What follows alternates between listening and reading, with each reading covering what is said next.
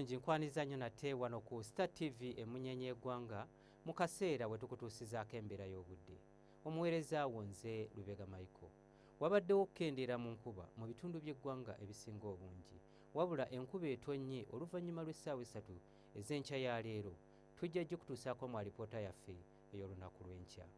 Bwe tutunulira ku bifaananyi ebyo ebikubiddwa ku ssemazinga wa Africa, bitulaga empewo enkalu okuva mu ddungu ery'omu Sahara nga zeeyongedde amaanyi, zisindika empewo enkalu okwolekera eggwanga lyaffe, ekireeseewo enkuba okukendeera mu bitundu by'eggwanga ebisinga obungi.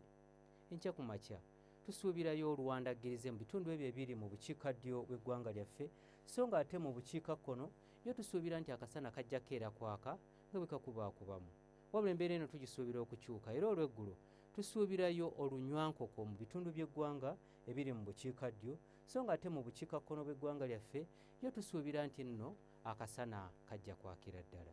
Ebbugumu erya waggulu tulisuubira okutuuka ku degrees 30 mu bukiikakkono bw'eggwanga lyaffe. Ebitundu ebyo ebiri mu masekkati n'ebyo ebyebulunguludde ennyanja Nalubaale, ebbugumu erya waggulu tulisuubira okutuuka ku degrees 28, so nga ate yo mu nsozi ez'e Kabaale ebbugumu erya waggulu tulisuubira okutuuka ku degrees 23. Bwe tweyongerayo mu bibuga ebimu ebiri ebusukkansalo w'eggwanga lyaffe, Mombasa ne New York tusuubirayo enkuba okutonnya.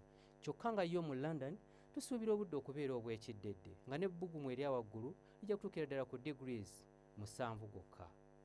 Ebyo bye tukujjidde mu kitongole ky'eggwanga ekivunaanyizibwa ku mbeera y'obudde wano ku Star TV emunyenye eggwanga. Nze Lubega Micheal.